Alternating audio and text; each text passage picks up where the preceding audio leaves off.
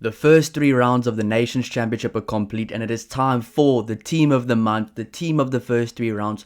Who were the best 15 players from the first 3 rounds? There were so many good games. I mean, the ones that really stood out to me, the All Blacks versus France, All Blacks versus Ireland, Ireland versus Australia, England versus South Africa, Scotland versus South Africa was a brilliant game of rugby as well. There were some absolutely awesome games. Scotland versus Argentina. There were some really good games all across the board. Japan versus Italy as well. And I think there were some very good players from all these nations. Now, in this team, it's not going to be every country that has a player, because I think honestly there were some teams that didn't really play to their potential. I mean, Italy didn't play to their potential. England had a pretty good end to it. Argentina maybe weren't at their best, but there were some countries that were absolutely flying. First of all, in the first halves, the Wallabies were awesome. France had a good tournament, the first half of the tournament. The All Blacks have been really good. South Africa's been good. Scotland's been very impressive and very good as well. So before we do get into it, first of all, if you do enjoy the content, please don't forget to like and subscribe to help the channel grow. I really do appreciate all the support. We've changed this setup. We've got a new backdrop here as well. We're going to get the jerseys hung up. We're going to do a lot more for the channel now. There's going to be so much more coming out. We're going to try bring guys on for interviews as well. I mean, I played rugby in South Africa. I know a few guys now that are playing professional rugby there. So we're going to try get a few guys on. We're going to kind of try expand the channel. And we also are trying to go to a few international games and do a few vlog style videos from that as well. So thank you so much for all the support. We've just hit 3,000 subscribers like a week ago. We're aiming for 10,000. We're aiming for 100,000. I really do appreciate all the support and of course the feedback. If you do leave a comment down below, I will always comment back. I will always respond, and I always do appreciate it. So let's get right into it, starting off with number one. And first of all, there's going to be some ones you do agree with, and there's going to be some ones you do disagree with. If you disagree or if you agree, let me know down below in the comments. And if you do disagree, let me know why. Let me know who you would pick instead. Let's talk about it. This is a fun channel where we can talk about all these things. So at number one, Ethan de Groot. I thought Ethan de Groot was really impressive throughout the first 3 games. A good ball player, good ball skills. Honestly, pretty good at scrum time as well, and his work around the park is what really set him alight compared to the others. Now, there was a few teams that were their players, like South Africa, for instance. Oxenchair only played about 15 minutes. Thomas Dutoy, talking about the other props, only played 1 game as well. A lot of the other countries really kind of chop and change their teams. Not that much kind of experience and game time really gained for those players, just getting guys some runs. So Ethan de Groot played most of the time, most of the games for New Zealand. So that's why he gets a number one spot here as well. He played consistently, he played well, and he made a very good impact when he did play. So I think he's going to be absolutely crucial for the All Blacks against the Springboks for those awesome upcoming games. But a very good first 3 games for his international season. Moving on to number two, a guy that played 2 of the 3 games, Malcolm Marx. I thought Malcolm Marx was really good, and in previous seasons, Malcolm Marx would actually come back from Japan and maybe be a bit behind, maybe be a bit slow, take a few games to kind of get into the season, get into the games, and then by the time it comes to the Rugby Championship, he's looking good again. But these 3 games, he was awesome. These 2 games he played out of the 3, he was absolutely awesome. I think the level in Japan must be going up, because all the Japan-based players I saw in the Nations Championship played very well from all the teams across all the countries. So really good performances from Malcolm Marx. Once again, he's sharp over the ball, good line-out throws as well. He was the best number 2 in my opinion. But there were honestly some other good number 2s, but I don't think the guys that we wanted to see got that much game time, like Asafo Mua or a Samasoni Takiawa as well. But Malcolm Marx number 2.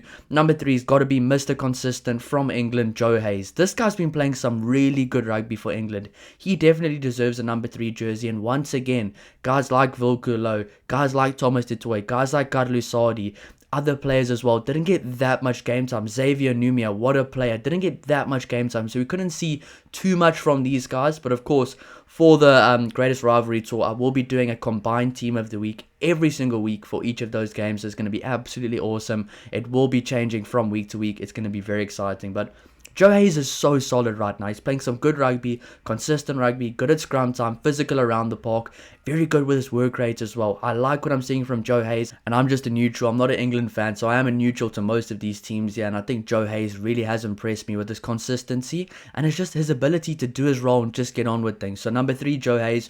Moving on to the locks, and it's very weird for me to see a lock from Scotland and a lock from Japan in my team of the month. Normally you'd think New Zealand or Ireland or South Africa. And first of all, I have to say, I thought Joe McCarthy was quite good, but he's not here. Number 4 has got to be Scott Cummings.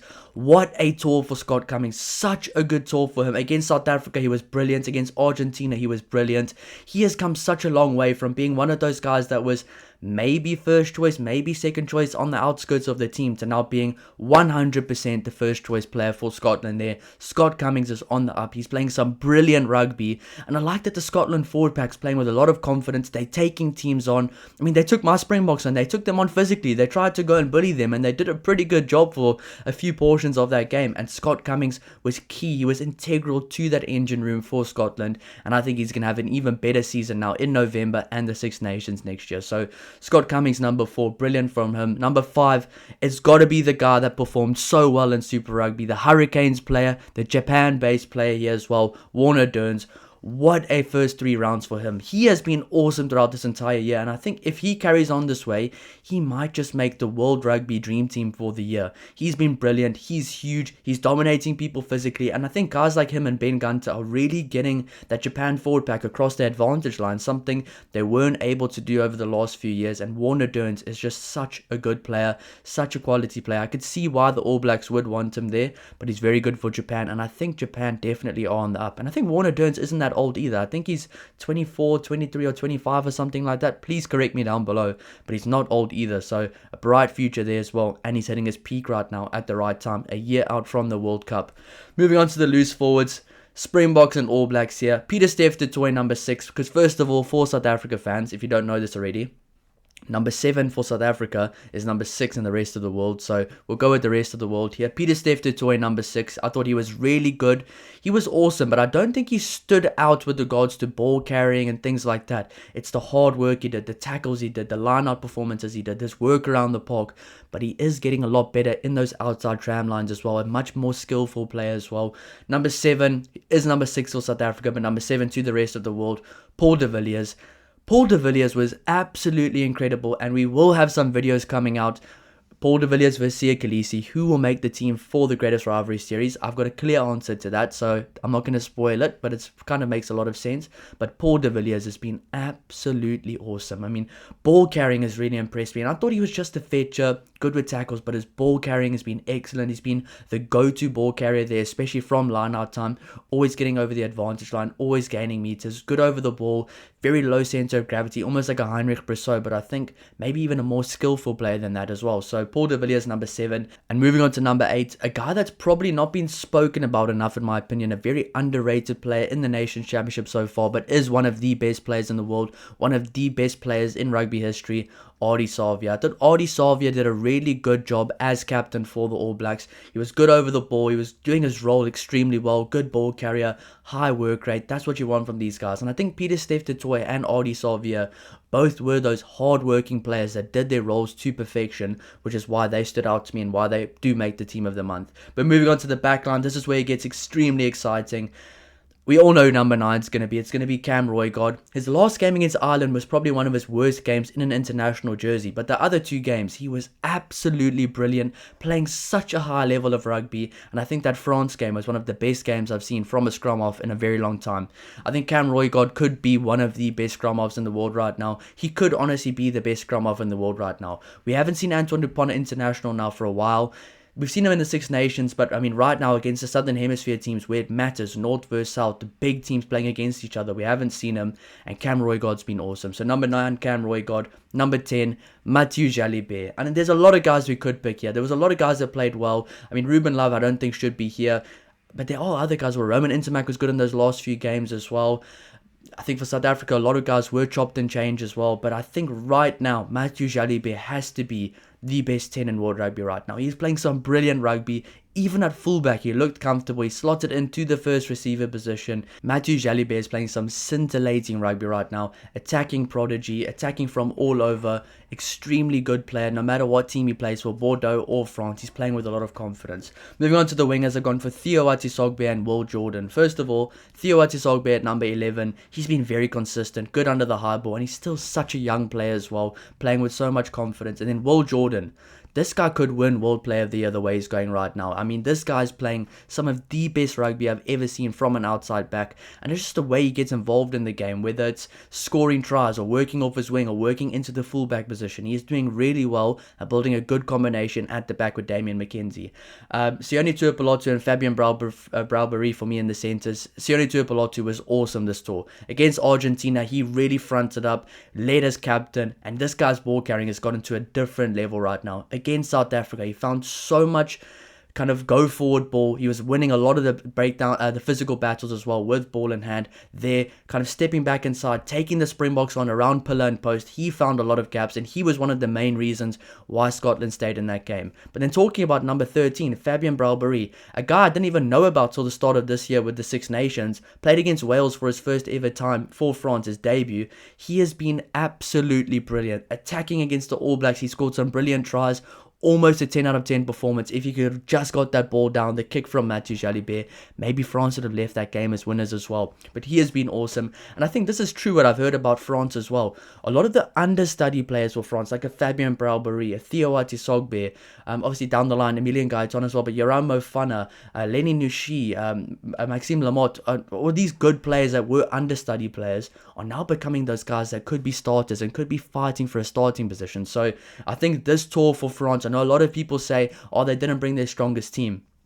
This tour for France was an absolute success from start to finish. It would have been 100% success if they beat the All Blacks, but right now it's probably like a 95% success because they were absolutely brilliant and they've learned so much about these players, and they might actually have a few guys that could be taking the spots of some of their proper full-time starters now. So keep an eye out for France. I think a few things will change there, but the squad looked really good, and Fabien Braubery, brilliant 3 games for France. Moving on to the final player on this list, it's got to be a Springbok player. In my opinion, the best 15 in the world right now, Damian Willemse. He has come such a long way, and he's only 27 years old, I think. Let me think about this. I think he's only 27 years old because when I was 16, he was 18. This guy is absolutely incredible. Now, he could be 28 years old right now, but he is absolutely awesome. This guy has honestly has the potential to become the best Springbok player of all time. He has the potential to become the best Springbok player of all time. Now, that being said, it's going to take a lot to get there, but he is doing a brilliant job. He's playing with confidence. He's taking the ball onto the gain line, sidestepping, physical ability. He can play 12, he can play 10, he can play fullback. Damian Willemse is a problem right now for any team he plays against. But I think Damian Willemse versus Damien McKenzie, All Blacks versus Springboks, is going to be absolutely box office. It's going to be cinema. But let me know if you agree with my team down below. I'll go over it one more time. Number 1, Ethan de Groot. Number 2, Malcolm Marx. Number 3, Joe Hayes. The locks, Scott Cummings and Warner Durns. The loose forwards, Peter Steph Toy, Paul de Villiers and Artie Savia. 9 and 10, Cam Roygaard and Mathieu Jalibert. The wings, Theo Atisogbe and Will Jordan at number 14. The centres, Sione Tuipulotu. Brilliant 3 games here. Number 13, Fabien Braubery. And number 15, Damian Willemse.